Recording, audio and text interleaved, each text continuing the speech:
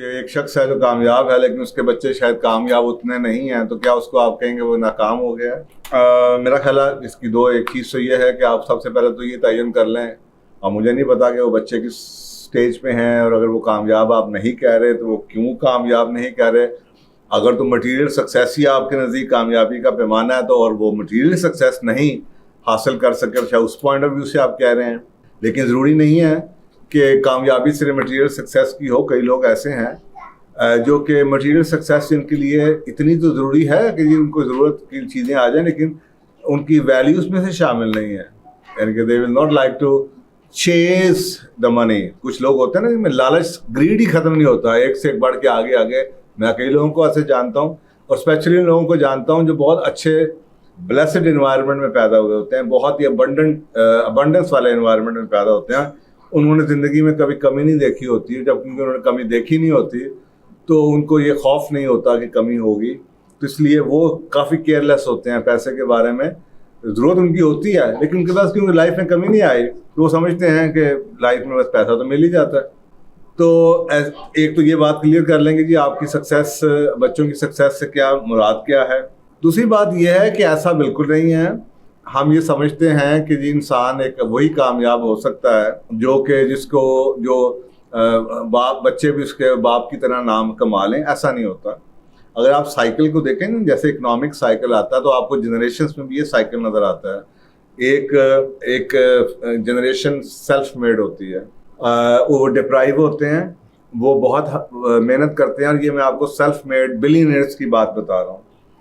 अब दूसरी जो नस्ल होती है उनको सब कुछ मिल जाता है। अब वो तो मिलियनियर या बिलियनियर बाप के बच्चे हैं, तो साफ ज़रा है कि जालिम से जालिम पे बाप भी होगा, कंजूस से कंजूस भी होगा, लेकिन जो उसने अपनी ज़िंदगी गुजारी होगी वो अपने बच्चों को वैसी ज़िंदगी तो नहीं गुजारने देगा, उनको आराम तो देगा।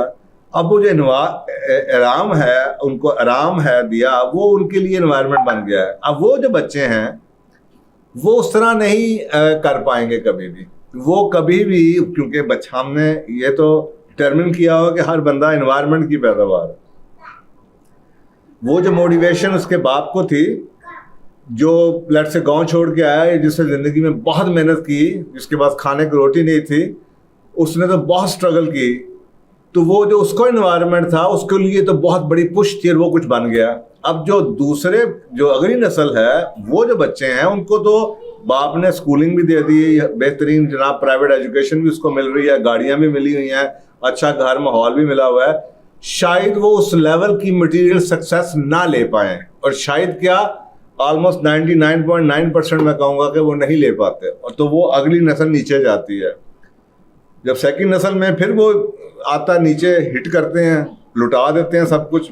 फिर तीसरी नस्ल, बहुत कम लोगों में आपको नज़र आएगा कि एक नस्ल को मिला और दूसरी नस्ल उससे ऊपर ले जाए। सस्टेन तो कर लेते हैं लेकिन उससे भी ऊपर ले जाए, बहुत कम नज़र आता है। थोड़ी बहुत आपको एग्जाम्पल शायद कहीं नज़र आ जाए, लेकिन बहुत कम नज़र आता है, आम आदमी में नज़र नहीं आता। और उसकी एग्जाम्पल मैं आपको दे देता हूँ। देखें, सबसे पहले अगर आप पीछे चले जाएं हिस्ट्री में, तो आपको नज़र आता है कि कामयाबी का ये जो आपका सवाल है कि जी बच्चों की कामयाबी, मैं अक्सर का लोगों को हज़रत नूह अलैहिस्सलाम की एग्जांपल देता हूँ। आपके क्या ख्याल में, नाउज़ु बिल्लाह, हज़रत नूह अलैहिस्सलाम का जो मर्तबा है, क्या हज़रत नूह अलैहिस्सलाम की ने कोई कोताही की होगी? आपको पता है उनका एक बच्चा जौन सा है वो पीछे रह जाने वालों में से था। वही हज़रत नूह अलैहिस्सलाम, उनके कुछ बच्चे आपके साथ कश्ती में सवार हुए, और एक बेटा जौन सा है और बीवी जौन सी है वो पीछे रह गए। अच्छा, इन्वायरमेंट क्या फ़र्क था? कंपनी शायद फ़र्क हो उस बेटे की, हज़रत नूह अलैहिस्सलाम से तो नहीं आप ये तवक्का कर सकते। इसी तरह आपके सामने एग्जाम्पल है हज़रत मूसा अलैहिस्सलाम की। बाइबल कहती है कि आपके 2 बेटे थे, लेकिन आपको कहीं किताबों में उनका जिक्र नज़र नहीं आता। वो कौन थे, वो क्या किया उन्होंने, वो हज़रत मूसा अलैहिस्सलाम की तरह नाम क्यों नहीं उनका आया, अल्लाह सुब्हानहू तआला ने उनको क्यों नहीं चुना, उन्होंने क्या चुना, उन्होंने क्या काम किया, अल्लाह जानता है क्या हुआ। लेकिन मैं आपको सिर्फ एग्जाम्पल दे रहा हूँ। हज़रत अबू बकर के बारे में कहते हैं कि हज़रत अबू बकर रज़ी अल्लाह तआला अन्हु का भी एक बेटा था, मोहम्मद इब्ने अबी बकर, जो किसी जगह का शायद कोई कमांडर बनाया गया था, तो या गवर्नर था या कमांडर था, तो he was not as successful, वो कामयाब उस तरीके से नहीं हुए।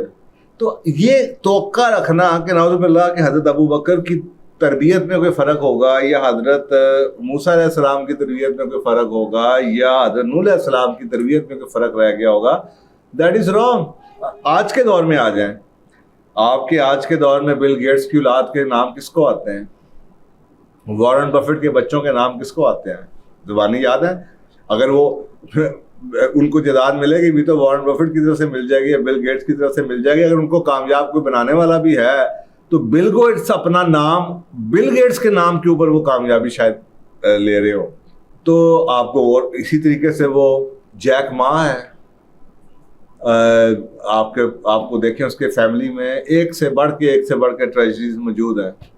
तो ये समझना कि जी एक आदमी कामयाब बहुत ज़्यादा हो जाता है और उसके साथ उसकी जनाब जो उनसी औलाद है वो भी साथ उसी लेवल की कामयाब अगर ना हो तो जनाब वो पहला शख्स भी नाकाम हो गया, ऐसा नहीं है।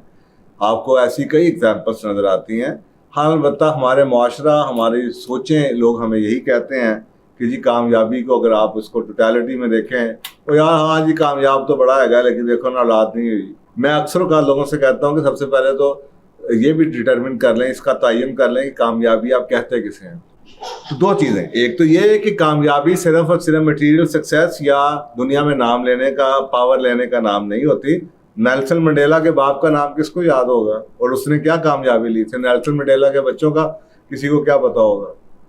तो और इसी तरीके से आप आगे चलते चले जाएं।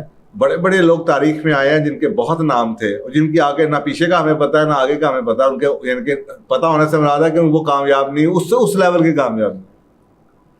तो ये समझना या ये सोच किसी एक मकसद के लिए तो हो सकती है, किसी एक चीज़ के लिए, लेकिन टोटलिटी में ये सही नहीं है। क्योंकि इसके ऊपर क्रॉस क्वेश्चनिंग अगर आप कहें, इसके ऊपर आप हिस्ट्री को देखें, इसके ऊपर आप तारीख को देखें, तो ये तारीख का और हमारे पास जो डेटा है उसका टेस्ट पूरा नहीं करती। वक्ती तौर पे जनरली स्पीकिंग हम ये कह देते हैं हाँ जी देखो जी माशाल्लाह वो आदमी बड़ा कामयाब है, देखें ना जी उसके बच्चे भी बहुत कामयाब है, इट्स गुड। लेकिन अगर आप किसी शख्स की कामयाबी को इससे जोड़ना शुरू कर दें कि उसकी औलाद उस लेवल की कामयाब हुई कि नहीं हुई, वो नहीं होगी। और अगर हो भी जाएगी तो उनका वो शेयर नहीं होगा, क्योंकि वो उसने तो 0 से 100 पे पहुंचाया और ये दूसरे बच्चे हैं शायद उन्होंने 50 से शुरू किया हो और शायद 70 के ऊपर इनकी मोटिवेशन या इनकी वो ख़त्म हो गई हो।